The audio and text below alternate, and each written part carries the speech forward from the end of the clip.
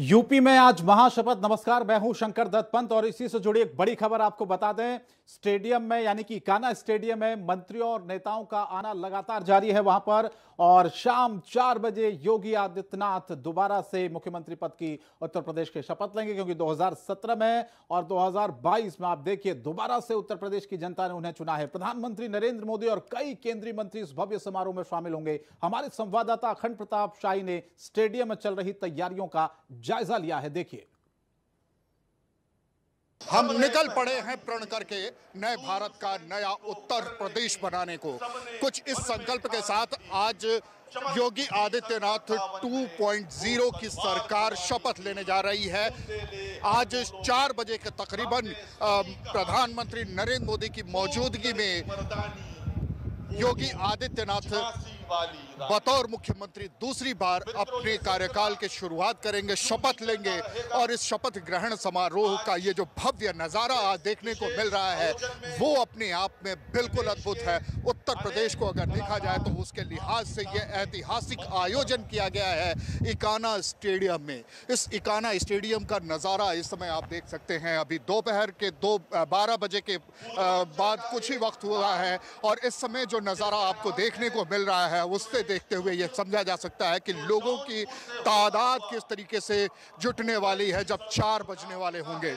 2 बजे के बाद एंट्री बंद कर देने की बात कही जा रही है कि तमाम जो वीवीआईपीज़ हैं केवल उनके लिए एंट्री होगी और उसके अलावा आम लोगों की एंट्री यहां पे रोक दी जाएगी। 40,000 से अधिक पास यहां पे वितरित किए गए हैं। 70,000 से ज़्यादा लोगों के पहुंचने की उम्मीद की जा रही है। और इन सारी चीज़ों के बीच में जो सिक्योरिटी का इंतज़ाम है वो बहुत ही सख्त चाक चौबंद है। और आप देख सकते हैं ये पूरा इकाना स्टेडियम एक तरीके से कहा जाए तो दुल्हन की तरह सजा दिया गया है। जगह जगह LED के बड़ी बड़ी स्क्रीन्स लगाई गई हैं, साइट स्क्रीन्स हैं। और इन साइट स्क्रीन्स पे जो सीधे जो आंखें नहीं देख पा रही होंगी ये स्टेज, वो अब साइट स्क्रीन से यहाँ स्टेज पे चलने वाली एक एक गतिविधि को अपनी आंखों में कैद कर लेगी।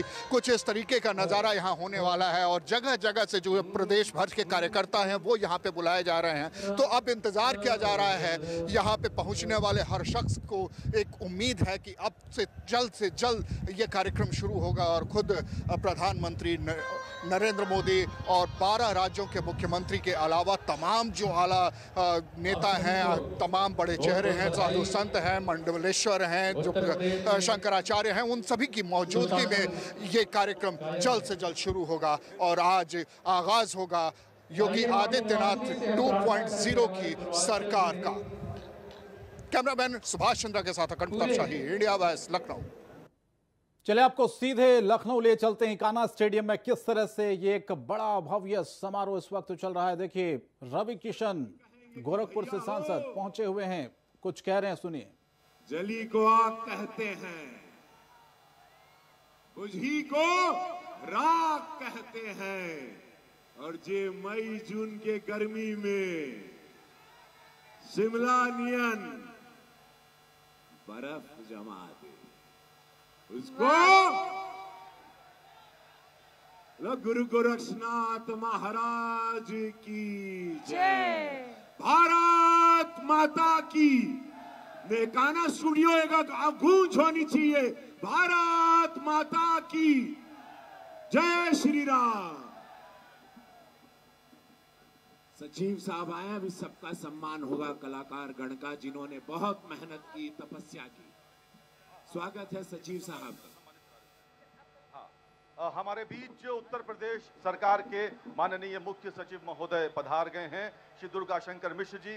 वो उन कलाकारों का सम्मान करेंगे जिन्होंने उत्तर प्रदेश का मान पूरे देश, पूरी दुनिया में फैलाया है। तो सबसे पहले मैं अनुरोध करूंगा, माननीय मुख्य सचिव महोदय सामने पधारे हुए हैं, जोरदार तालियों के साथ स्वागत करें। जिस देश में, जिस प्रदेश में कलाकारों का सम्मान होता है वो प्रदेश निश्चित रूप से प्रगति के पथ पर दिन दूनी रात चौगुनी की दर से आगे बढ़ता है। और उस प्रदेश के मुख्य सचिव स्वयं मौजूद हैं मंच पर कलाकारों का सम्मान करने के लिए। मैं अनुरोध करूंगा संस्कृति विभाग के अधिकारियों से कृपया कलाकारों को सम्मान के लिए आगे लाएं। मुख्य सचिव महोदय, अपर मुख्य सचिव महोदय कलाकारों का सम्मान तो तस्वीरें आगे आपको लगातार हम दिखाते रहेंगे। चलिए, कुछ खास मेहमान भी मेरे साथ जुड़ रहे हैं। शबनम पांडे भारतीय जनता पार्टी से इस वक्त जुड़े प्रवक्ता, बहुत बहुत स्वागत है आपका शबनम जी। और आशुतोष जी हमारे साथ जुड़ रहे हैं, वरिष्ठ पत्रकार हैं। बहुत स्वागत है आशुतोष जी आपका। शबनम जी, आपको मेरी आवाज आ रही है? तो ये तस्वीरें लगातार हम दिखा रहे हैं। समय बहुत कम बचा हुआ है और इसी दिन का इंतजार था उत्तर प्रदेश की जनता को, क्योंकि भारी बहुमत से इस बार भारतीय जनता पार्टी को उत्तर प्रदेश की जनता ने मैंडेट दिया। क्या कहना चाहेंगे आज आप इस मौके पर?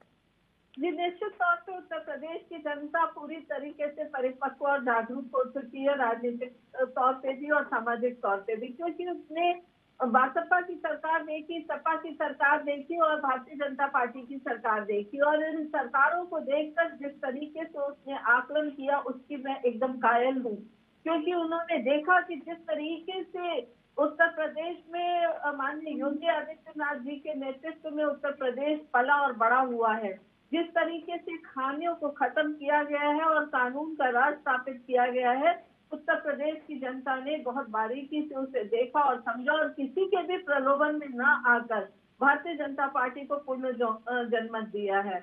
निश्चित तौर पे उनका इतना बड़ा विश्वास हमारे सर आंखों पे और हमारी जो नई सरकार बन रही है योगी राज 2, वो सरकार उनकी आशा और आकांक्षाओं को पूरी तरीके से परिपूर्ण करेगी और उस पर खरी उतरेगी, ताकि जो हम एक नारा देते हैं सबका साथ, सबका विकास, सबका विश्वास, सबका प्रयास, वो भली भांति सच्चाई के तराजू पे सही तोलेगा। अपने भार से उन सारे जो खामियां थी उत्तर प्रदेश में, जो लगातार सशक्त पार्टियों के नेतृत्व में जो खामियां उत्तर प्रदेश में पनप रही थी, जो बंधक के पेड़ की तरीके से अपने जड़ों को और तनों को में उत्तर प्रदेश को समेट रही थी, वो सारी खामियों से निकालकर हम उत्तर प्रदेश को उत्तम प्रदेश बनाएंगे। और आज आप शपथ ग्रहण में देखेंगे कि हमारे एक से बढ़कर एक मंत्री शपथ लेंगे और हमारा संगठन भी मजबूती से खड़ा होकर सरकार के साथ काम करेगा। चलिए, आशुतोष जी, आपका विश्लेषण क्या कहता है? क्योंकि लगातार मेहमानों का पहुंचने का सिलसिला शुरू हो गया है, 1 घंटे से भी कम वक्त बचा हुआ है जब कार्यक्रम की शुरुआत यहां पर होगी। और थोड़ी देर पहले गोरखपुर से सांसद रवि किशन वहां पहुंचे थे, एक तंज भी उन्होंने कस दिया कि मई जून की गर्मी में हम शिमला बना देंगे, जिसका जिक्र खूब हुआ चुनावों के दौरान। आज के समारोह के दौरान आपकी पहली प्रतिक्रिया? देखिए, उत्तर प्रदेश सरकार का मैं लोगों का पहले तो वोटर्स का धन्यवाद करूंगा कि उन्होंने योगी जी को विजयी बना करके उत्तर प्रदेश सरकार की बागडोर उनके हाथ में सौंपी है। उत्तर प्रदेश के सुशासन, योगी जी ने पिछले 5 वर्षों में सुशासन अच्छा कार्य करा, लॉ एंड ऑर्डर बड़ा अच्छा बना, नागरिक सुरक्षा हुई, महिलाओं को सुरक्षा प्रदान की, स्वास्थ्य सेवाओं का उपलब्ध कराया गया, कितने लोगों को राशन बांटा। पिछले 5 सालों में जनता ने इस विकास कार्य को देखा और सराहा। इसी की वजह से योगी जी को प्रचंड बहुमत से पुनः सरकार की बागडोर उन्होंने सौंपी है और योगी जी उनकी अग्नि परीक्षा पे पूरे खरे उतरे पिछले 5 वर्षों में और जनता उनको दोबारा बागडोर देकर के उसमें पुनर्विश्वास स्थापित किया है। और उत्तर प्रदेश की सरकार को बड़ी आशा है कि योगी जी उत्तर प्रदेश को उत्तम से उत्तमतम प्रदेश बनाएंगे। विदेशी लोग इस उत्तर प्रदेश की तरफ बड़े आकर्षित हो रहे हैं, इन्वेस्टमेंट आ रहा है, फिल्म सिटी बनने के लिए जा रही है और बहुत से विकास के कार्य होने के लिए जा रहे हैं। मैं समझता हूँ आने वाला भविष्य उत्तर प्रदेश सरकार के लिए बहुत उज्जवल है और योगी जी के नेतृत्व में केंद्र सरकार का उनको पूर्ण सहयोग भी है। मोदी जी योगी जी का कॉम्बिनेशन बड़ा अच्छा काम किया और उत्तर प्रदेश को विकास के पथ पर अग्रसर किया। मैं इसके लिए समझता हूँ कि आने वाले समय उत्तर प्रदेश सरकार के बहुत अच्छा है। लेकिन आशुतोष जी, अब आपको लगता है कि जिम्मेदारी अब और ज्यादा बढ़ गई है पहले की अपेक्षा? देखिए, जिम्मेवारियां बहुत ज्यादा बढ़ गई हैं। अखिलेश जी ने बहुत प्रचंड प्रचार करा उसको चुनाव को जीतने के लिए, अपने अकेले दम पर इतनी ज्यादा सीटें लेकर के आए, किसी को इतनी आशा नहीं की थी सपा पार्टी इतनी सीटें ला पाएगी। आप अपोजिशन में बैठ करके वो उनका कार्य तो हर कार्य का विरोध करना है, लेकिन योगी जी के लिए बहुत जिम्मेवारी का समय है और अगले 5 वर्ष उनको और अथक मेहनत करनी होगी कि जिससे जो पिछले 5 वर्षों में जो कार्य अधूरे रहे उनको पूरा कर पाए और जनता का विश्वास उन्हें हासिल करें, जिससे जनता उनको सहयोग मिलता रहे और आगे भी उत्तर प्रदेश उन्नति के शिखर पे अग्रसर होता रहे। शबनम जी, वाकई में ये शायद सोचा नहीं था किसी ने कि किस तरह से दोबारा से उत्तर प्रदेश में भारतीय जनता पार्टी को मैंडेट मिलेगा, क्योंकि विपक्ष जिस तरह से गोलबंद हुआ और एक इतिहास भी उत्तर प्रदेश में रहा, ये मिथक भी रहा कि सरकार रिपीट नहीं हुई है। और कई सारे मिथक इस बार रहे जिसमें कहा गया कि जो मुख्यमंत्री नोएडा आता है वो सत्ता में नहीं आता, जो मुख्यमंत्री एक्सप्रेस वे बनवाता है वो सत्ता में दोबारा वापसी नहीं कर सकता है। लेकिन योगी आदित्यनाथ ने इन सारे मिथकों को तोड़ा। उन्होंने कहा कि मैं मिथकों पर भरोसा नहीं करता, मैं भरोसा करता हूं अपने काम पर, अपने विकास पर, जो मैंने उत्तर प्रदेश की जनता को दिया है। निश्चित तौर पे इस बात को मानना पड़ेगा कि ये मिथक बनाता कौन है, जो कर्म करने से डरता है। और चाहे योगी जी हो या मोदी जी हो, वो कर्म योगी हैं दोनों। उन्हें अपने काम पर विश्वास है, अपने हाथ पर विश्वास है, अपने संगठन पर विश्वास है और अपने सरकार पर विश्वास है। आपने कहा, अभी पूछा शर्मा जी से कि एक चुनौती है। निश्चित तौर पे कोई भी सरकार चुन के आती है, अगर वो उसमें कर्तव्य बोध है और कर्तव्यनिष्ठ मुख्यमंत्री है या सरकार में बैठे मंत्री, तो वो समझते हैं कि बहुत बड़ी चुनौती है, क्योंकि जनता जिस आशा और आकांक्षाओं से उन्हें उनकी तरफ देखती है, उसे पूरा करना उनका परम कर्तव्य है। लेकिन अगर दूसरी बार इस तरीके से जनता प्रचंड विश्वास जताती है, तो ये कर्तव्य बोध और तगड़ा हो जाता और मजबूत हो जाता और सुदृढ़ हो जाता है। और ये समझने वाले पे है, क्योंकि हमारी सरकार समझती है तो उस चुनौती को स्वीकार करती है। और चुनौती पे खड़े उतरने के लिए पहले ही मुख्यमंत्री जी ने कल अपने भाषण में कहा कि हमें मालिक बनकर नहीं, सेवक बनकर जनता की सेवा करना है, प्रदेश की सेवा करना है। तो जिस दिन किसी मालिक ने अपने को सेवक के स्थान पर रख दिया, तो समझ जाइए सेवा भाव दुगना हो जाता है और उसे समझ में आता है कि हाँ, मालिक आराम करने के लिए जरूर हो सकता है, लेकिन सेवक लगातार मालिक को खुश करने के लिए। और यहाँ जनता को मालिक बना दिया और खुद सेवक बन गए, तो इसी से समझते हैं कि चुनौती को वो किस तरीके से लेंगे। आशुतोष जी, क्या लगता है आपको, ऐसी कौन सी चुनौतियां अब सरकार के सामने होंगी? क्योंकि अब हालांकि दावा ये रहा पिछले 5 सालों में जो वादे जनता से किए थे, कोशिश ये की गई कि ज्यादा से ज्यादा उनको पूरा किया जाए, लेकिन बीच में कोरोना काल था, उसमें तमाम चीजें प्रभावित रही आशुतोष जी उत्तर प्रदेश में, चाहे अर्थव्यवस्था को लेकर है, चाहे रोजगार को लेकर हो। सरकार ने ये किया कि जिस तरह से हमको तेजी से काम करना चाहिए था, कोरोना में उस पर थोड़ा सा ब्रेक लगा, लेकिन उसके बाद बहुत तेजी के साथ काम हुआ। लेकिन अभी भी आपको लगता है कि कुछ ऐसे काम उत्तर प्रदेश की जनता के लिए 3 या 4 काम अगर आप गिनवा पाएं जो कि बहुत जरूरी हैं, सत्ता जिसकी भी रहे आशुतोष जी, लेकिन कुल मिलाकर जनता की भलाई के लिए, जनता की बेहतरी के लिए काम होना जरूरी होता है, तो ऐसे कौन सी चीजें, कौन से मुद्दे आपको लगते हैं कि जिन पर सरकार को इस बार फोकस करना होगा? देखिए, सरकार के सामने बहुत बड़ी चुनौतियां हैं जिसको सरकार को बड़ी हिम्मत के साथ सामना करना पड़ेगा। पहले सरकार को सुचारू रूप से प्रशासन चला करके भू माफिया से जनता को छुटकारा दिलाना पड़ेगा। महिलाओं की सुरक्षा का मुद्दा भी बड़ा इम्पोर्टेंट था। जो महिलाएं पहले अपने को बड़ा सुरक्षित महसूस करती थी, इस समय में उन्होंने अपने को बेहतर सुरक्षित महसूस करा है। शिक्षा का भी एक मुद्दा। और सबसे बड़ी जो चुनौती उत्तर प्रदेश सरकार के सामने है, वो इस समय है रोजगार की। रोजगार, जो युवा वर्ग पिछले उसमें काफी परेशान रहा कि उनको रोजगार के अवसर नहीं मिले, और पिछले युवा वर्ग ने रोजगार को मेन मुद्दा बना करके इसको अखिलेश सरकार ने भुलाने की कोशिश करी, लेकिन जनता ने उसको नकारा और जनता ने दोबारा से योगी जी को वोट दिया। तो रोजगार के नए अवसर प्रदान करने होंगे जिससे कि युवा वर्ग ज्यादा से ज्यादा अपने उन्नति के शिखर पे आगे बढ़े और अपना अच्छा भविष्य बना पाए।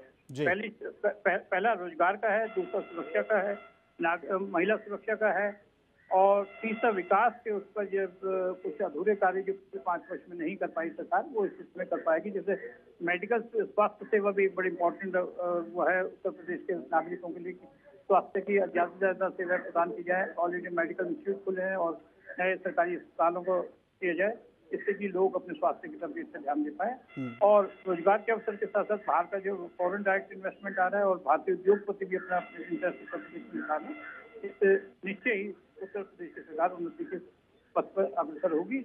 और चुनौतियां तो देखिए आए दिन नई से नई खड़ी होती है। कोरोना एक बहुत बड़ी चुनौती थी जिसको उत्तर प्रदेश सरकार ने बड़ी अच्छी तरह से उसको झेला, और 26 करोड़ की आबादी को उन्होंने फ्री टीका भी लगाया, राशन बांटा, लोगों को टॉयलेट प्रदान किए, आवास प्रदान, 45 लाख लोगों को मकान प्रदान किए गए, 2 करोड़ से ज्यादा टॉयलेट किए गए और नए नए मेडिकल कॉलेज खुले हैं। हर डिस्ट्रिक्ट में एक मेडिकल कॉलेज का प्रावधान किया जाएगा और अच्छे नए राज्य मार्गों का भी निर्माण किया जा रहा है। कुछ चुनौतियां उत्तर प्रदेश सरकार के सामने काफी है और जिसको मैं समझता हूँ योगी जी अपने केंद्र सरकार के सहयोग के साथ अपनी आने वाली हर चुनौती का अच्छी तरह से हिम्मत से सामना कर पाएंगे और सरकार को उन्नति के शिखर पर ले जाएंगे। जी शबनम जी, ये चुनौतियां तो हैं जो आशुतोष जी ने भी जिनका जिक्र किया, उसमें सबसे बड़ा मुद्दा रोजगार का है। आपको लगता है कि युवाओं में भरोसा जगाना बहुत जरूरी है रोजगार के मुद्दों को लेकर, क्योंकि उत्तर प्रदेश में हमने देखा कि युवा सड़कों पर आए, उसने सरकार से पूछा कि सबसे पहली जो प्राथमिकता है सरकार की वो रोजगार देने की होनी चाहिए। इसको लेकर किस तरह से आगे का रोड मैप आप लोग तैयार करने वाले हैं और खासतौर पर उत्तर प्रदेश के युवाओं को आप आज क्या कहना चाहेंगे, किस तरह से भरोसा दिलाएंगे उनको? देखिए, निश्चित तौर पे जिस भी क्षेत्र में हम देखते हैं उस क्षेत्र में काम करने हैं, क्योंकि विकास एक सतत प्रक्रिया है। बहुत से हमारे द्वारा काम किए गए जो कि अभी अधूरे हैं, 5 साल उसके लिए कम था, उसको भी पूरे किए जाएंगे। जो भी हमारी नीतियां थी जिसमें कि हमने जो जनता से वादे किए थे और थोड़े बहुत उसमें रह गई थी करना, उसको भी पूरा करेंगे। और रोजगार को लेकर जिस तरीके से हमारी सरकार ने पिछले 5 वर्ष में भी काम किया था, सरकारी नौकरी। चलिए शबनम जी, 1 मिनट में आपको रोक रहा हूं, एक बड़ी खबर आ गई, दर्शकों को बता देते हैं। योगी मंत्रिमंडल की फाइनल लिस्ट सामने आई है। एक बड़ी खबर आपको बता दें, मंत्रिमंडल की फाइनल जो लिस्ट है वो सामने आ गई है। योगी मंत्रिमंडल में 2 डिप्टी सीएम होंगे, तो 2 डिप्टी सीएम होंगे, ये खबर सामने आई, जिसमें केशव प्रसाद मौर्य और ब्रजेश पाठक डिप्टी सीएम होंगे। देखिए, ब्रजेश पाठक का नाम शामिल हुआ इस बार, केशव प्रसाद मौर्य का नाम यूं का त्यों है। तो ये फाइनल जो लिस्ट है वो सामने आ गई है योगी मंत्रिमंडल की। और सस्पेंस डिप्टी सीएम को लेकर ही था कि आखिर क्या वही चेहरे होंगे, क्या कोई नया चेहरा उसमें शामिल होगा। लेकिन 2 डिप्टी सीएम होंगे, ये कंफर्म हो गया है, जिसमें एक तो केशव प्रसाद मौर्य हैं, पिछली बार भी रहे, लेकिन इस बार ब्रजेश पाठक डिप्टी सीएम होंगे जो कि कानून मंत्री थे सरकार में। तो इस बार ये देखिए पूरी जो लिस्ट है वो तैयार हो चुकी है और अब ये सामने आया निकलकर कि ब्रजेश पाठक और केशव प्रसाद मौर्य डिप्टी सीएम होंगे। और भी तमाम जो मंत्रिमंडल के लिस्ट है वो सामने आ गई है, जिसमें सबसे बड़ी खबर तो यही है कि मंत्रिमंडल में 2 डिप्टी सीएम होंगे, जिसमें केशव प्रसाद मौर्य का नाम शामिल है और ब्रजेश पाठक, पिछली बार दिनेश शर्मा थे लेकिन इस बार ब्रजेश पाठक का नाम शामिल किया गया है। केशव प्रसाद मौर्य तो है ही हैं, लेकिन ब्रजेश पाठक डिप्टी सीएम होंगे। ये पूरी जो फाइनल लिस्ट है वो इंडिया वॉइस के पास सामने आई है, जिसमें हम आपके साथ ये साझा कर रहे हैं। योगी मंत्रिमंडल की ये फाइनल लिस्ट, जिसमें सस्पेंस था डिप्टी सीएम को लेकर, क्योंकि एके शर्मा का नाम भी आगे चल रहा था, कहा जा रहा था कि क्या दूसरा जो नाम होगा वो एके शर्मा होगा। लेकिन अब आप देखिए ब्रजेश पाठक का नाम सामने आया है। केशव प्रसाद मौर्य और ब्रजेश पाठक डिप्टी सीएम होंगे और 2 डिप्टी सीएम होंगे उत्तर प्रदेश में। पहले कहा जा रहा था कि क्या ये फॉर्मूला बदल सकता है इस बार, क्या 3 से 4 हो सकते हैं, लेकिन ये जो फाइनल लिस्ट हमारे पास सामने आई है वो हम आपको बता रहे हैं, जिसमें योगी मंत्रिमंडल की अगर बात करें, इसमें 2 डिप्टी सीएम के नाम सामने आए हैं, जिसमें केशव प्रसाद मौर्य और ब्रजेश पाठक का नाम शामिल है। तो फिलहाल तैयारियां इकाना स्टेडियम में की जा रही है। जैसे जैसे खबर आगे आती जाएगी हम आपको बताते जाएंगे पल पल की अपडेट। लेकिन लगातार सुबह से ही तस्वीरें हम आपको दिखा भी रहे हैं कि खबर इससे जुड़ी हुई शपथ ग्रहण की आप तक पहुंचा रहे हैं। योगी मंत्रिमंडल की फाइनल लिस्ट भी हमने आपको बताई, जिसमें बड़ी बात इसमें यह है कि केशव प्रसाद मौर्य और ब्रजेश पाठक 2 डिप्टी सीएम होंगे उत्तर प्रदेश में। चलिए, 2 खास मेहमान लगातार मेरे साथ बने हुए हैं। शबनम जी बनी हुई हैं, इसके अलावा आशुतोष जी बने हुए हैं। शबनम जी, ये खबर सबसे पहले इसी पर आपका कमेंट चाहूंगा, फिर आप अपनी बात को पूरी करिएगा, क्योंकि डिप्टी सीएम को लेकर इस बार कई सारे नाम सामने आ रहे थे। ये तो केशव प्रसाद मौर्य का नाम फाइनल समझा जा रहा था, लेकिन एके शर्मा का भी नाम सामने आ रहा था। लेकिन हमारे पास जो लिस्ट आई है, फाइनल लिस्ट है, पुख्ता है, इसमें ब्रजेश पाठक और केशव प्रसाद मौर्य दोनों का नाम फाइनल हुआ है। जी, मेरे पास भी यही लिस्ट है और इस लिस्ट में 5 महिला मंत्री भी बन रही हैं। इस पर महिला मंत्रियों को भी बधाई है। और देखिए, हमारी पार्टी में, मैंने पहले ही कहा कि हमारी पार्टी में संगठन और सरकार में जिसे जो सम्मानजनक पद दे दिया जाता उसे लेते हैं। केशव मौर्य जी हालांकि चुनाव हार गए थे, पर उनकी नेतृत्व क्षमता को देखकर, उनके प्रदर्शन को पिछली सरकार में देखकर निश्चित तौर पे उन्हें उसी स्थान पर स्थापित किया गया। और जहां तक अगर हम देखें दिनेश शर्मा जी को, तो उनकी संगठन की क्षमता अभूतपूर्व है और शायद यही वजह है कि 2024 चुनाव को देखते हुए उन्हें संगठन में लाया गया होगा। ब्रजेश पाठक जी भी हमारे डिप्टी सीएम बनते हैं, उसके लिए भी उन्हें बधाई देते हैं। और तमाम नए चेहरे इस मंत्रिमंडल में देखने को मिलता है, तो इससे यही लगता है कि हमारे जो नेताओं की मंत्री की बनने की जो क्षमता है उस पर भी कोई कमी नहीं है, क्योंकि जो छुटे हैं वो भी बड़े काबिल लोग हैं और उन्हें भी सम्मानजनक कोई ना कोई पद दिया जाएगा। तो इस नए मंत्रिमंडल के लिए फिर से योगी जी, मोदी जी को मैं आभार व्यक्त करती हूँ और उत्तर प्रदेश की जनता को भी। लेकिन दिनेश शर्मा को हटाया जाना, ये क्या कौन सी रणनीति का हिस्सा है शबनम जी? देखिए, दिनेश शर्मा जी की नेतृत्व क्षमता हर कोई जानता है और संगठन में वो माहिर है, संगठन के कार्य में वो माहिर है, इसे हर कोई जानता है। तो निश्चित तौर पे उनके सम्मान के अनुसार, उनके कद के अनुसार उन्हें कोई पद दिया जाएगा। अब वो संगठन में होगा और किस प्रकार होगा या कहाँ होगा, ये हमारे शीर्ष नेता इस पर विचार करेंगे। चलिए आशुतोष जी, इसी पर मैं आपका भी कमेंट चाहता हूं सर। क्या रणनीति आपको लगती है इसके पीछे? क्योंकि दिनेश शर्मा एक अच्छे नेता और एक्टिव रहे हैं लगातार उत्तर प्रदेश में, आपने देखा होगा उनको, और दावेदारी पूरी मानी जा रही थी उनकी। लेकिन इस बार जो हमारे पास फाइनल लिस्ट सामने आई है उसमें उनका नाम हटा है और ब्रजेश पाठक का नाम शामिल किया गया डिप्टी सीएम की रेस में। देखिए, उनको डिप्टी चीफ मिनिस्टर से हटाकर कोई और इम्पोर्टेंट पोर्टफोलियो दिया जाएगा। वो बड़े सहयोगी नेता है, उन्होंने बड़ा सुचारू रूप से 5 साल योगी जी का सहयोग किया अपने 5 साल के कार्यकाल में। जनता उनसे बहुत खुश थी और मोदी जी ने और केंद्रीय सरकार ने जो भी उनके लिए उचित समझा, इसलिए उनको डिप्टी चीफ मिनिस्टर की पोस्ट ना देकर किसी और इम्पोर्टेंट रूप से अवश्य नियुक्त किया जाएगा।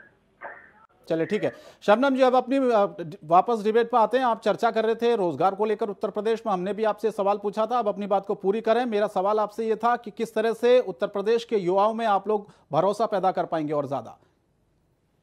देखिए, हमने इससे पिछले भी कार्यकाल में सरकारी नौकरियां 4.5 लाख दिया, ओडीओपी के तहत, एमएसएमई के तहत, सेल्फ हेल्प ग्रुप के तहत महिलाओं को 10 करोड़ महिलाओं को हमने स्वरोजगार से जोड़ा। कौशल विकास योजना के तहत प्रशिक्षण देने के बाद स्टार्टअप तक को हमने बहुत ऊंची छलांग, 17% ज्यादा स्टार्टअप तैयार हुआ हमारे उत्तर प्रदेश में। लेकिन हाँ, निश्चित तौर पे बहुत सी भर्तियां लंबित रही, उस लंबित भर्तियों पे भी काम होगा। और ये मैं पूरे दावे के साथ कहती हूँ कि इस सेकेंड टर्म में हम बेरोजगार युवाओं को निश्चित तौर पे इससे भी ज्यादा नौकरी देंगे। वैसे तो 2017 में 17% बेरोजगारी थी और 22 आते आते वो 4% रह गया था। उन 4% को भी हम पूरी तरीके से रोजगार देने के लिए प्रमुखता से हमारी सरकार काम करेगी। जी बिल्कुल, ये उम्मीद उत्तर प्रदेश की जनता करती है। आशुतोष जी, विपक्ष की चर्चा करना भी थोड़ा सा जरूरी हो जाता है, क्योंकि उसने भी पूरा दमखम इस बार उत्तर प्रदेश में लगाया था। और समाजवादी पार्टी गठबंधन की अगर हम बात करें, जिस तरह से छोटे दलों को साथ में लेकर आए अखिलेश, बहुत सी उम्मीदें थी इस बार, 300 यूनिट फ्री बिजली की बात भी कह दी, सारे दांव चल दिए। फिर कहां पर आपको लगता है कि चूक हो गई थी? क्योंकि उत्तर प्रदेश में तो सरकार रिपीट होती नहीं थी, जनता दोबारा से मैंडेट देती नहीं है। फिर ये किस तरह से भारतीय जनता पार्टी ने करके दिखाया? ये अखिलेश यादव ने अपने अकेले दम पर राजनीति जो उनको अपने पिता से विरासत के रूप में मिली थी, उन्होंने राजनीति के सारे दमखम, सब काम दंड भेद, सब नीतियों को अपनाया। युवा नेता है, उन्होंने सोशल मीडिया को बड़ी अच्छी तरह से कैश करा। लेकिन जनता ने विश्वास जो है पत्नी कहने की बजाय पत्नी और करनी पर विश्वास ज्यादा दिखाया। उन्होंने देखा कि पिछले 5 वर्ष में योगी जी के शासनकाल में जनता को ज्यादा कंफर्ट जोन मिला, विकास का कार्य काफी हुआ। और कोरोना जैसी महामारी से, जिसको कि अखिलेश यादव ने नकारा था कि ये टीका तो बीजेपी का टीका है, मैं टीका नहीं लगवाऊंगा, बाद में उन्होंने स्वयं भी इस टीके को टीका लगाया और उत्तर प्रदेश के नागरिकों ने भी इस टीके का इस्तेमाल किया। योगी जी ने पिछले 5 साल में उत्तर प्रदेश को जितना सुशासन प्रदान करा, कोविड का टीका लगाया, राशन बांटे गए, टॉयलेट का निर्माण किया गया, मकानों का आवासीय मकान निर्माण किया गया, 45 लाख लोगों को दिया गया, महिलाओं को सुरक्षा दी गई, भू माफिया से छुटकारा दिलाने की तरफ योगी सरकार ने बहुत अच्छा कार्य किया, जिससे कि आम जनता को बहुत खुशी है।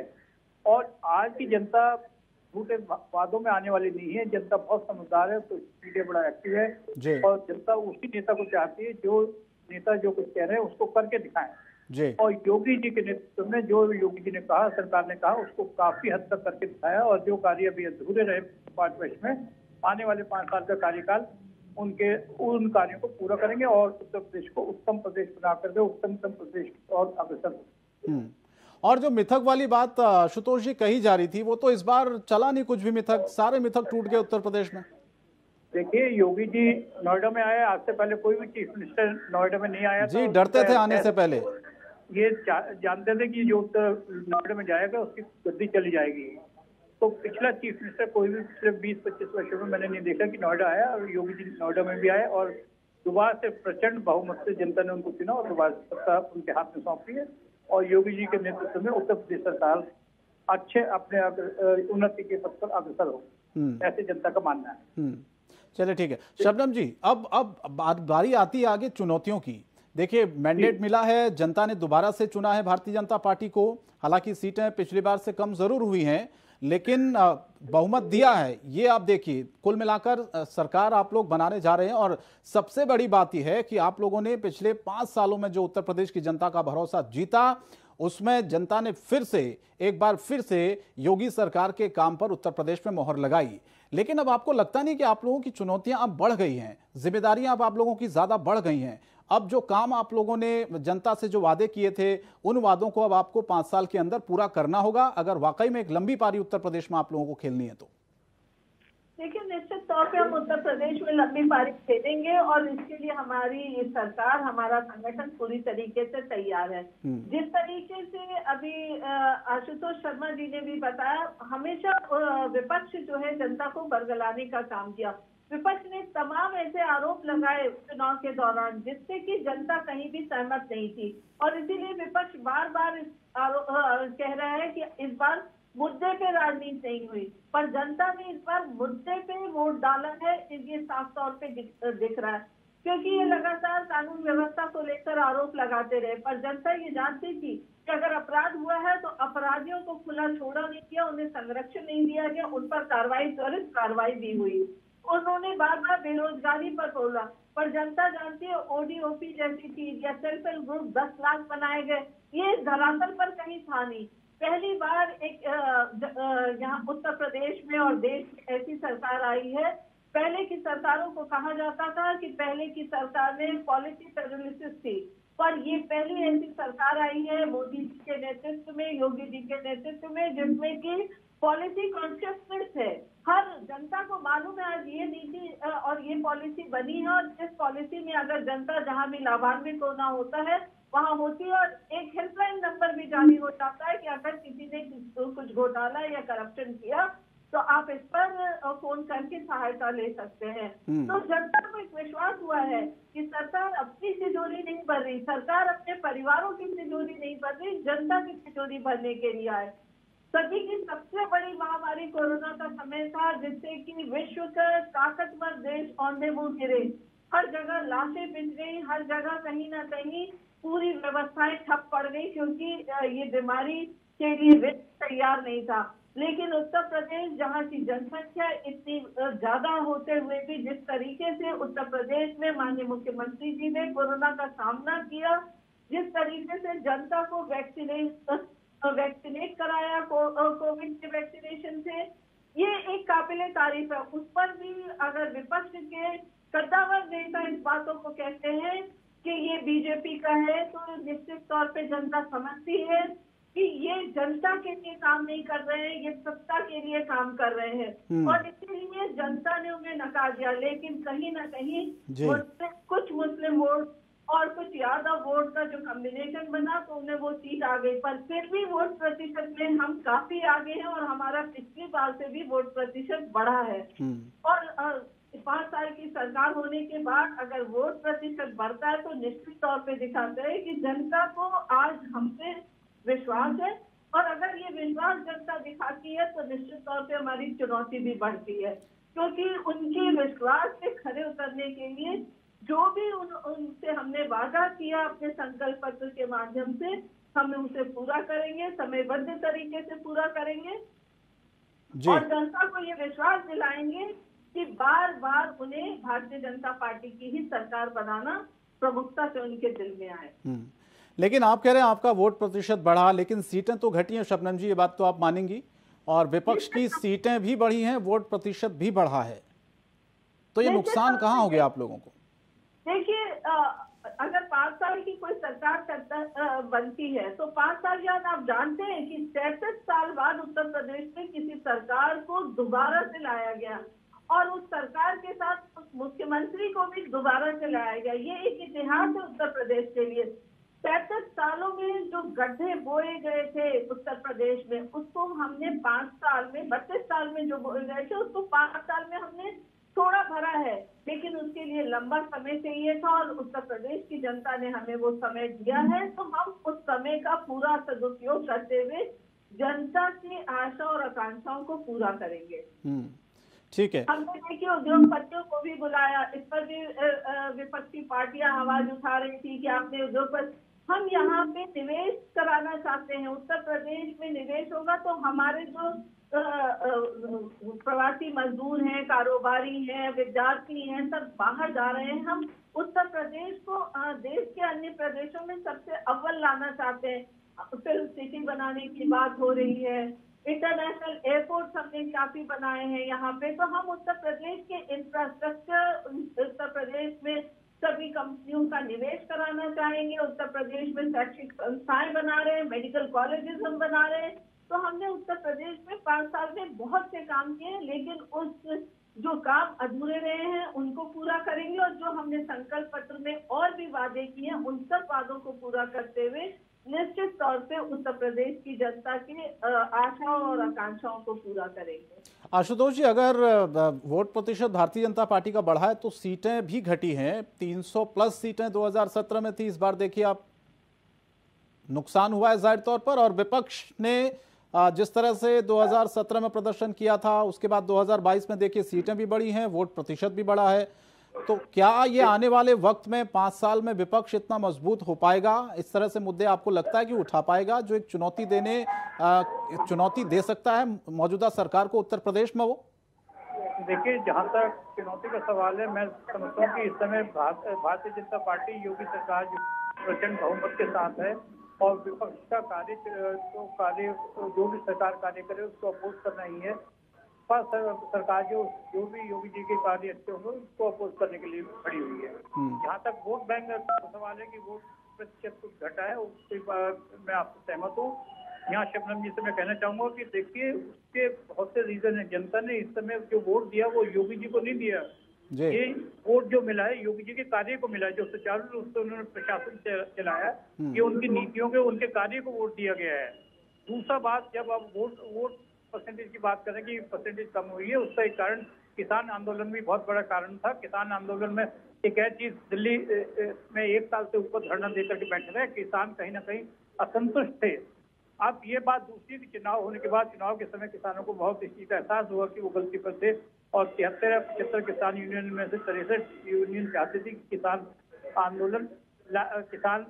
बिल लाना चाहिए जी। ये इनको बहुत कुछ देर के बाद हुआ, लेकिन इसका इफेक्ट वोटिंग पे काफी हद तक पड़ा, जिससे भारतीय जनता पार्टी की कुछ सीटें पिछली दफा 315 और अब 273 आई, उस पर भी फर्क पड़ा। दूसरा था मुद्दा बेरोजगारी का, जैसा कि अभी शबनम जी कह रही थी कि पहले बेरोजगारी, मैंने भी अपनी बात में शुरू में कहा कि बेरोजगारी भी उत्तर प्रदेश सरकार के लिए मेन मुद्दा है। 5 वर्ष को जब उत्तर प्रदेश में बीजेपी सरकार, योगी जी की सरकार आई, उस समय बेरोजगारी की दर 17% से ऊपर थी और 5 साल के कार्य के दौरान बेरोजगारी की दर को 17% से घटा करके 4.8%, 5% के आसपास लाया गया, जो कि एक बहुत प्रशंसनीय कार्य है उत्तर प्रदेश सरकार का। और जो चैलेंजेस हैं, हमें सत्यता मानने में कोई इनकार नहीं करना चाहिए। ना तो मैं आज तक मोदी जी से मिला और ना ही मैं योगी जी से मिला। मेरा कार्य यहाँ पे एक निष्पक्ष अपना आंकलन करना, विश्लेषण करना है। जो मैं कह रहा हूँ कि कार्य बहुत अच्छे किए गए, जनता को कुछ कार्य पसंद नहीं आए, जैसे भू माफिया है, भू माफिया को खत्म करने के लिए योगी सरकार ने काफी प्रयास किए। अब जिन लोगों के उस पे संपत्ति पे बुलडोजर चला, शायद कोई अच्छा नहीं पसंद आया, और बुलडोजर ये जो भू माफिया था काफी समय से उत्तर प्रदेश सरकार में सक्रिय था, उसको धीरे धीरे कम लाया गया, और कुछ माइनॉरिटी जो मुस्लिम डोमिनेटेड एरियाज थे उन लोगों ने वोट जो है अपनी पार्टी के अपने उनको दल को ही दिया। उनका योगी जी सरकार से या किसी अच्छे कार्य से लेने देना नहीं था। जैसा कि हमने बताया, आपने बताया कि गोरखपुर में योगी जी के इलाके में 1046 वोट थे, जिसमें से केवल मात्र 9 वोट उन्होंने योगी जी को दिए। तो उत्तर प्रदेश भारत का सबसे बड़ा राज्य है, 25-26 करोड़ की आबादी है, 15 करोड़ से ज्यादा मतदाता है, और उसमें माइनॉरिटी भी एक बड़ा इंपॉर्टेंट रोल प्ले करती है, मुस्लिम आबादी बहुत इंपॉर्टेंट रोल प्ले करती है। उनको अच्छे बुरे कार्य से कोई लेना देना नहीं है, उनको सब एक अपने जातिवाद को, अपने मजहब को, कैंडिडेट को वोट देना उनका वोट था जी। तो इसने भी एक बड़ा इंपॉर्टेंट रोल प्ले किया है। लेकिन जैसा कि मैंने कहा, पिछले 5 वर्षों में सुचारू कार्य, महिलाओं की सुरक्षा, युवा वर्ग को रोजगार और आने वाले समय में रोजगार के और अवसर पैदा करना, ये भारतीय जनता पार्टी इस विषय में जरूर कार्य करेगी। जो परसेंटेज घटा है ये तो हम सभी जानते हैं कि 315 में से 273 सीट आई है, सीटें सर्टेनली भारतीय जनता पार्टी कम हुई है, जिसका कि किसान भी एक वो था, किसान आंदोलन जी। और इस चीज का एहसास उनको इलेक्शन के समय या इलेक्शन के बाद अच्छी तरह से हो गया कि किसान आंदोलन किसानों के हित में ही था। लेकिन फिर भी योगी सरकार प्रचंड बहुमत के साथ है, अपना 5 साल का कार्यकाल सुचारू रूप से पूर्ण करेगी और जनता को जो जो वादे किए उनको पूर्ण करने के लिए अपने अथक प्रयास करेगी। आशुतोष जी, ये सवाल मेरा इसलिए भी था ना सर, क्योंकि इस बार कहा यह जा रहा था कि ब्राह्मण नाराज हैं और ब्राह्मणों की नाराजगी भारी पड़ेगी सरकार को, और सरकार के कुछ सहयोगी दल थे वो छोड़कर गठबंधन में चले गए समाजवादी पार्टी के, जिसमें ओम प्रकाश राजभर चले गए, स्वामी प्रसाद मौर्य चले गए। फिर कहा गया कि भैया पिछड़ों का जो वोट है वो भी खिसक जाएगा इस बार, तो इसलिए सरकार के लिए मुश्किल हो सकती है। तो ये इफेक्टिव नहीं रहा आपके हिसाब से? सिक्के के 2 पहलू है, एक तो कह रहे हैं कि छोड़ के चले गया, एक कह रहे हैं निकाल दिया गया। उनके जब कार्य का मूल्यांकन किया गया तो कार्य के मूल्यांकन में उनके जब एरिया में जाके विजिट करके पता किया गया कि उन लोगों ने कितना कार्य किया, कितनी दफा जनता के बीच में गए, तो उनका कार्य क्षेत्र में जाना और जनता से इंटरेक्शन बिल्कुल ना के बराबर था। ये वो अपना मुंह बचाने के लिए कह रहे हैं कि मैंने पार्टी छोड़ी है, लेकिन वास्तविकता ये छोड़ी नहीं, वो निकाले गए हैं और दूसरी पार्टी ज्वाइन करी तो उन्होंने देख लिया कि उनका वहां पे हश्र क्या हुआ, ये भी जनता के सामने है। तो भारतीय जनता पार्टी एकजुट होकर के राष्ट्र अपने नेता के उसमें काम करती है। यहाँ पे अलग अलग कोई व्यक्ति एक दूसरे से हटके अलग नहीं, जो पार्टी नीति बनाती है उनका जनता कैंडिडेट अनुसरण करते हैं। और एक जैसे कहते हैं झाड़ू अगर बंदी रहती है तो बहुत अच्छी मजबूत होती है, अगर दिखा जाए तो फिर उसकी कोई वैल्यू नहीं रहती। तो भारतीय जनता पार्टी उससे मैं कहूँगा कि एक सुचारू रूप से संगठन के रूप में कार्य कर रही है और जनता को जो जो वादे किए हैं काफी हद तक उनको पूरा करेगी। और पिछले 5 वर्ष का कार्य और आने वाले 5 साल का कार्य भारतीय जनता पार्टी को और प्रचंड बहुमत से ला करके और उन्नति के उस पर अग्रसर करेगा। भू माफिया धीरे धीरे समाप्त होता जा रहा है, जो बहुत अच्छी खुशखबरी है उत्तर प्रदेश की सरकार निवासियों के लिए। जनता बहुत दुखी थी, बहुत त्रसित थी, गरीब लोग जमीन पे कब्जा कर लिया जाता था, जहाँ मर्जी भू उस पर निर्माण करके लाखों करोड़ों रुपए महीने की आमदनी बनाई जा रही थी। मदरसों का भी एक विषय था जहाँ जनता पैसा जा रहा था और एक कुछ लोग साइफन ऑफ करते जा रहे थे, उन पे भी रोक लगी है। सरकार की नीति, सरकार ने जो मकान बनाया सभी को बांटे, उन्होंने ये नहीं देखा कि कौन मकान लेने वाला हिंदू है मुसलमान है। टीकाकरण हुआ सबके लिए हुआ, राशन हुआ सबको हुआ, यहाँ कोई भेदभाव या परिवारवाद नहीं था। भारतीय जनता पार्टी परिवारवाद को बढ़ावा नहीं देती, वो एक सुचारू प्रशासन को देती है। वो देखती वर्कर का कार्य कितना अच्छा है, उसने कार्य करा नहीं करा। परिवार में किसी में 1 से 2 को सीट नहीं दिया, जैसे अभी तक पिछली सरकार में परिवारवाद को काफी बढ़ावा दिया जाता था। तो इन सब चीजों से हट करके भारतीय जनता पार्टी तो क्या आशुतोष जी, जो फ्री राशन का जिक्र बार बार हुआ उत्तर प्रदेश में और जो बुलडोजर चला, क्या आपको लगता है 2 मुद्दे थे जिन्होंने बाजी को पलटने में बहुत हद तक मदद की? काफी हद तक जी, काफी हद तक बुलडोजर चला, जनता को काफी राहत मिली। जिन लोगों की जमीनें गई, जिनके ऊपर गुजरती है, only the wearer knows where the shoe pinches, जिसके पैर में जूते में हील चुभती है उसी को दर्द होता है कि दर्द कितना हो रहा है। जिन लोगों की जमीनें छीनी गई, जिन लोगों के घर के लोग मारे गए, इनके उनमें तो उन लोगों को इस दर्द का बड़ा एहसास है और वो मैं तो बड़ी राहत की सांस ले रहा हूँ, बड़ा शांति महसूस कर रहा हूँ। शबनम जी, जैसा कि जिक्र हम ये भी कर रहे हैं कि कुछ जो नेता थे वो आपको छोड़कर, चुनाव से पहले भारतीय जनता पार्टी को छोड़कर या निकाल दिए गए, जो भी रहा हो रीजन, कुल मिला के वो छोड़कर दूसरी पार्टी में गए, समाजवादी पार्टी गठबंधन में। चाहे हम ओम प्रकाश राजभर की बात करें, स्वामी प्रसाद मौर्य की बात करें, ये दोनों नेता बहुत दावे के साथ इस बात को हमेशा कहते रहे थे कि हम अपनी जाति के लोगों का जो वोट है वो हमारे पास पूरा है और बहुत हद तक हम बहुत सी सीटें जिताने में सरकार का सहयोग करते रहे हैं। और ओम प्रकाश राजभर ने तो ये तक दावा किया कि 2017 में अगर हम नहीं होते तो शायद इतनी सीटें ना आती, सरकार बनाने में हमने बहुत मदद की। तो अब वो गठबंधन में गए, वहां पर कहां उनका वोट बैंक चला गया, वहां असर क्यों नहीं दिखा? खुद स्वामी प्रसाद मौर्य हार गए इस बार, देखिए आप, ये स्थिति हो गई।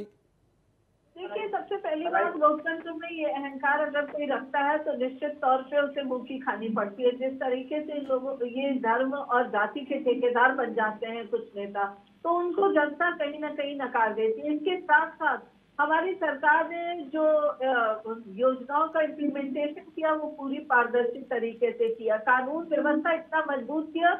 आपने अभी सुना है कि माफियाओं पे संपत्ति पे किस तरीके से बुलडोजर चला, 1000 करोड़ की संपत्ति जब्त की गई। और हमने सभी जिलों में अपने महिला थाने तक खोले, 1535 महिला थाने खोले। आप लखनऊ में आइए तो हर चौराहे पे आपको पिंक बूथ दिखता है। हमने हर जिले में महिलाओं की सुरक्षा के लिए और महिलाओं की मदद के लिए हमने वन स्टॉप सेंटर खोला। हमने तमाम ऐसे काम सुरक्षा के लिए किया, लेकिन फिर भी विपक्षी पार्टियां उसे नकारते हुए अनर्गल आरोप लगाती रही। जनता को ये पसंद नहीं आया। बुलडोज किए हुए मकानों को अखिलेश जी मंच से कहते थे कि हम आएंगे तो इन बुलडोज किए हुए घर को फिर से बनाएंगे। तो कहीं ना कहीं जनता के दिल में ये मैसेज गया कि ये फिर से माफियाओं को स्थापित करने का काम कर रहे हैं। निश्चित तौर से 5 साल के कार्यकाल में 2 साल कोरोना में गया, इसकी मार भी हमारे वोट पे लगी ही होगी, क्योंकि ये एक वैश्विक महामारी थी। इससे सारे प्रबंध करने के बाद भी कहीं ना कहीं चूक रही होगी, तो उसका भी मार हमें जरूर पड़ा होगा। लेकिन उसके बावजूद जब अखिलेश जी कहते हैं कि हम ये बीजेपी का वैक्सीन है, मत लगाइएगा, तो जनता समझ गई ये कहीं ना कहीं सत्ता लोग में हमें बरगला रहे हैं। तो तमाम ऐसी टिप्पणी और बार बार तरह तरह के गठबंधन हर चुनाव में आप देखिए, 14 में अलग गठबंधन, 17 में अलग, 19 में अलग, 22 में अलग। जनता समझ गई थी कि हमें एक स्थिर सरकार भारतीय जनता पार्टी से ही मिलेगी। ये गठबंधन की सरकार जब आएगी तो निश्चित तौर पे, जब एक सपा की सरकार थी तब तो परिवार में लड़ाई होगी, परिवारवाद के भेद खड़ी उत्तर प्रदेश की सरकार जब गठबंधन की बनेगी तो राजभर अलग मांग करेंगे और स्वामी प्रसाद मौर्य जो कि अपने स्वार्थ के लिए राजनीति करते हैं ये अलग मांग करेंगे, सैनी साहब अलग मांग करेंगे। तो जनता समझ गई कि फिर विश्वसनीय सरकार जो है भारतीय जनता पार्टी से मिलेगी। इसमें भारतीय जनता पार्टी के गठबंधन को भी सीटें मिली, भारतीय जनता पार्टी को खुद प्रचंड बहुमत भी मिली। तो अगर एक टर्म सरकार चलने के बाद, कोरोना काल की मार पड़ने के बाद, जो किसान आंदोलन पूरे भारत देश को नेतृत्व करने वाली जो हुई, उसके बाद भी अगर हम अपना वोट परसेंटेज बढ़ाते हैं और बहुमत की सरकार बनाते हैं, तो ये कहीं ना कहीं हमारी सरकार के कामकाज पे मिली है, हमारे सरकार के सुशासन पे मिली है, हमारे सरकार की योजनाओं के सफल इम्प्लीमेंटेशन पे मिली है। और हमने जो आर्थिक मदद दी की वो डीबीटी के माध्यम से कहीं भी ये नहीं हुआ कि बिचौलिए को आने दिया। तो कहीं ना कहीं ये बिचौलिया राज, लाइसेंसी राज खत्म करने का काम भी हमारी सरकार ने यहाँ पे किया है। तो सरकार के कामकाज से प्रसन्न होंगे और सरकार ने जो भी संकल्प पत्र में 2017 में कहा था उसको पूरा किया है। और देखिए, अगर हमने मंदिरों का जीर्णोद्धार किया है तो कहीं ना कहीं जो हमारे श्रद्धालुगण हैं वो लंबे अरसे से इस बात को समझते थे, तो हमने उनकी भी आकांक्षाओं को पूरा किया। हमने राम मंदिर की बात की थी तो राम मंदिर का भी काम हमने शुरू किया। तो हमने कहीं ऐसा नहीं किया, हमने अपनी सांस्कृतिक जो विरासत है उसको भी सजोने का काम किया। हमने इंफ्रास्ट्रक्चर बनाकर अपने विकास के कार्यों को गति दी। हमने अगर देखा जाए तो स्वास्थ्य सेवाओं को चुस्त दुरुस्त किया। कोरोना काल में जिस तरीके से स्वास्थ्य के क्षेत्र में काम किया वो भी काबिले तारीफ है। शिक्षा में देखिए तो मेडिकल कॉलेजेस का भरमार लगा दिया हमने, तो हर क्षेत्र में हमने काम किया। लेकिन विकास एक सतत प्रक्रिया है, अभी बहुत से काम बाकी है और ये सरकार दुगनी गति से अपने इन कामकाजों को करेगी और उत्तर प्रदेश को और सुदृढ़ करेगी। बिल्कुल। आशुतोष जी, तो थोड़ा विपक्ष की भी चर्चा कर लेते हैं यहाँ पर, क्योंकि जिस तरह का मैंडेट भारतीय जनता पार्टी गठबंधन को मिला उत्तर प्रदेश में, विपक्ष की क्या स्थिति हुई आप ये देखिए, कांग्रेस की स्थिति आप देखिए। इस बार तो प्रियंका गांधी लगातार एक्टिव थी, लड़की हूं लड़ सकती हूं नारा दिया, महिलाओं को ज्यादा तरजीह दी, एक नया प्रयोग था उत्तर प्रदेश में, लेकिन वो भी फेल हो गया इस बार। बीएसपी के बारे में कहा गया कि भाई भारतीय जनता पार्टी की बी टीम के तौर पर वो काम कर रही है। बीएसपी का हश्र देखिए आप, इतनी बड़ी पार्टी, और सीटें आप देखिए किस तरह से हश्र हुआ। तो इन दोनों पार्टियों के बारे में विश्लेषण आपसे चाहता हूं। क्या वजह आपको लगती है कि लगातार बीएसपी का जो वोट शेयर है वो गिरता गया, सीटें घटती जा रही हैं, और कांग्रेस जितनी मेहनत उत्तर प्रदेश में लगातार कोशिश करती है करने की, वो दिखती क्यों नहीं है? मतदाताओं भरोसा क्यों नहीं जगा पा रहे हैं ये पार्टियां? देखिए, कांग्रेस पार्टी जो 100 साल से पुरानी, सबसे ज्यादा पुरानी पार्टी है, वो अपना अस्तित्व बिल्कुल खत्म कर चुकी है, लगभग ना के बराबर बची है। इसके 403 सीटों में से 1-2 सीट का आना बिल्कुल ना के बराबर है। प्रियंका गांधी ने बड़ी अपने दम पर बहुत मेहनत करी। राहुल गांधी कुछ समय कार्य करने के बाद अपने दिल्ली में आकर के बैठ के प्रियंका ने कहा कि मैं लड़ती हूँ, लड़ सकती हूँ, और महिलाओं को 40% सीटों का भी आवंटन किया गया। 40% युवा वर्ग को रखा गया और 20% में और सभी को लिया गया। लेकिन यहाँ तक सवाल है, आप टिकट बुला करके दे रहे हैं, कोई भी चेहरा ऐसा नहीं था जो आपको इलेक्शन जिता सके। इलेक्शन कैंडिडेट, कोई विनिंग कैंडिडेट आपके पास नहीं था। कांग्रेस पार्टी से कई दफा मांग की गई कि कांग्रेस पार्टी के नेता का जो head of the party should be replace. बड़े बड़े नेताओं ने, दिग्गज नेताओं ने मांग की, जिसके ऊपर कोई ध्यान नहीं दिया गया, और सोनिया गांधी जी जो भी उसकी नेता बनी रही। प्रियंका गांधी के हाथ में उत्तर प्रदेश की बागडोर सौंपी गई। प्रियंका गांधी ने अकेले बहुत मेहनत करी और 33 साल के बाद पहली दफा मैं देख रहा हूँ कि उत्तर प्रदेश की 403 सीटों पर उन्होंने अपने उम्मीदवार खड़े करने की हिम्मत दिखाई। लेकिन 403 सीटों में से आप टिकट तो दे रहे हैं, लेकिन ये तो देखिए टिकट किसको दे रहे हैं जी। जिसको भारतीय जनता पार्टी ने नकारा, जिसको सपा ने नकारा, जिसको बसपा ने नकारा, जिसको आरएलडी ने नकारा, जिसको किसी ने सीट नहीं दी जी। कांग्रेस का हश्र का है। बसपा पार्टी जो है, मायावती जी 4 दफा उत्तर प्रदेश के मुख्यमंत्री रह चुकी, लेकिन इस दफा उसका पार्टिसिपेशन बिल्कुल ना के बराबर था। ये शुरू से ही दिखता था कि बसपा ज्यादा कुछ करने वाली नहीं है। चुनाव तो केवल 2 पार्टियों के बीच में, सपा और बीजेपी के बीच का था।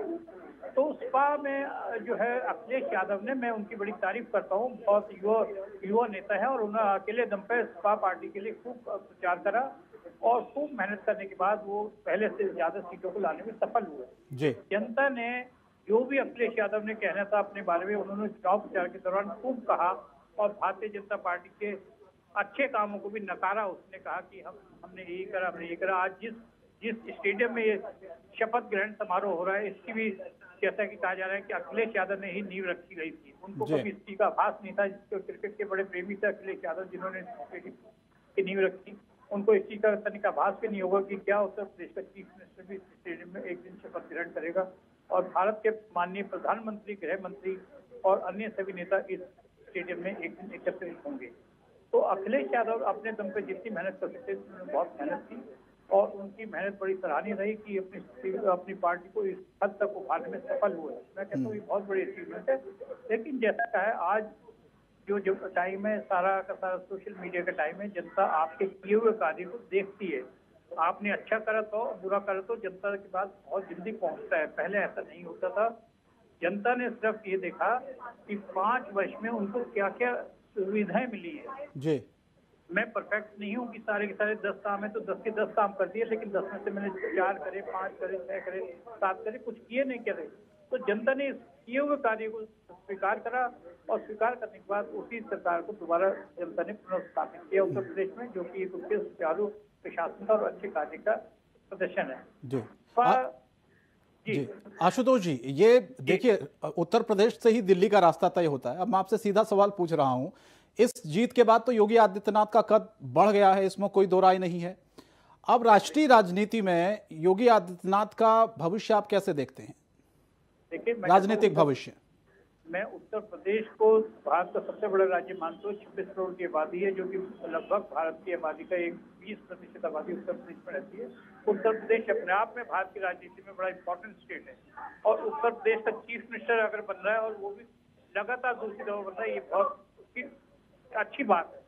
तो योगी जी का कद बढ़ा। योगी जी वैसे भी अपने आप में कद्दावर नेता है, इससे उनकी जो साख देश विदेशों में सभी जगह बढ़ी है और विदेश के नेता भी उनके कार्य किए हुए को सराह रहे हैं और निश्चित ही योगी जी अपने उसको कार्य उत्तर प्रदेश को अपने दूसरे टर्म में सुचारू रूप से चला करके और उत्तर प्रदेश के विकास के लिए जितने भी कार्य हैं, जैसे कि मोदी जी ने कहा विकास, विश्वास और सबका साथ, वो ही नीति योगी जी को उस पर चल रहे हैं और अपने स्टेट को ऊपर लाएंगे और निश्चय उत्तर भारतीय राजनीति में और दिल्ली की उसमें राजनीति में उसका कद काफी बढ़ेगा।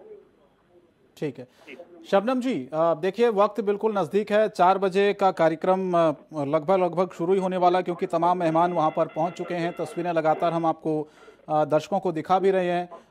कुछ ही देर का वक्त है जब कार्यक्रम की शुरुआत हो जाएगी, तो आपकी क्या तैयारी है? आपको निमंत्रण आया, जाएंगे आप? से फोन आया था डिबेट के लिए, तो मैं उसके बाद घर के लिए निकल गई थी और घर से फिर डिबेट कर रही हूँ और दोबारा वहां जाऊंगी। चलिए, दोबारा आप जाएंगे, ठीक है। जाते जाते अगर कुछ कहना चाहेंगे उत्तर प्रदेश की जनता के लिए, क्योंकि देखिए आज शपथ ग्रहण है, योगी आदित्यनाथ दोबारा शपथ ले रहे हैं। जैसा कि हम चर्चा लगातार ये कर भी रहे हैं कि तमाम जो मिथक है, मिथक नाम की कोई चीज नहीं होती है, ये भी योगी आदित्यनाथ ने इस बार करके दिखाया है। काम बोलता है उत्तर प्रदेश में, और आप लोगों ने नारा भी दिया है, ये नए भारत का नया उत्तर प्रदेश है।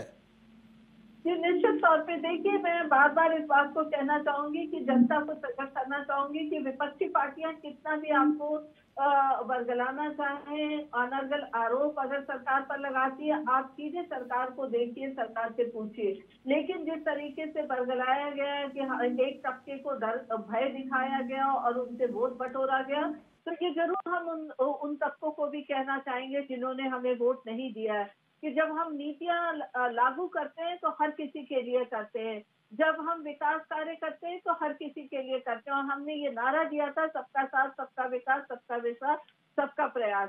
तो निश्चित तौर पे इस बार इन सरकार को देखिए, सरकार के कामकाज को देखिए, उससे लाभान्वित होइए और अपने उत्तर प्रदेश को सुदृढ़ करने में सरकार के साथ हाथ बटाइए। और उन सभी को फिर से शुभकामनाएं भी देती हूँ, जिस तरीके से अपनी परिपक्वता का परिचय देकर उत्तर प्रदेश में फिर से भारतीय जनता पार्टी का सरकार बनना, मैं उसके लिए उत्तर प्रदेश वासियों का आभार भी व्यक्त करती हूँ। चलिए ठीक है, ये बहुत बहुत शुक्रिया शबनम जी और आशुतोष जी, आप दोनों हमारे साथ जुड़े। और अब तो वक्त देखिए 4 बज ही चुके हैं लगभग, और शुरू भी होने वाला है कार्यक्रम। वहां पर तमाम जो मेहमान हैं पहुंचने शुरू हो गए हैं, आधे से ज्यादा मेहमान पहुंच चुके हैं और कुछ जो बचे हुए हैं वो जल्दी से वहां पहुंचने वाले हैं। और इकाना स्टेडियम जो पूरी तरह से खचाखच भरा हुआ है, चारों तरफ आप देखेंगे दूर दूर से लोग वहां पर आए हुए हैं।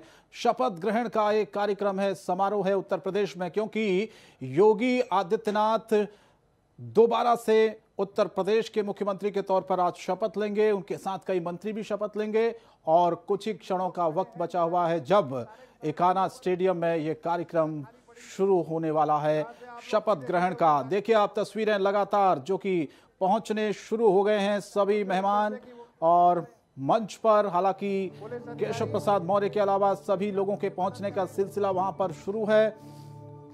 बीजेपी के तमाम नेता, विधायक, सांसद, सभी लोग आज इस पल के गवाह बनना चाहते हैं और इसीलिए उत्तर प्रदेश की जनता भी आज इस पूरे कार्यक्रम में मौजूद हैं, इस पल का गवाह के लिए पहुंच चुके हैं योगी आदित्यनाथ। देखिए तस्वीरें सीधी आपको दिखा रहे हैं, उनके साथ है रक्षा मंत्री राजनाथ सिंह, स्वतंत्र देव सिंह, और इसके अलावा उत्तर प्रदेश की राज्यपाल भी उनके साथ मौजूद हैं। तो ये मंच पर इस वक्त सीधी तस्वीरें आपको इकाना स्टेडियम की ही दिखा रहे हैं जहां पर योगी आदित्यनाथ पहुंच चुके हैं। देखिए इसी पल का इंतजार था उत्तर प्रदेश की जनता को।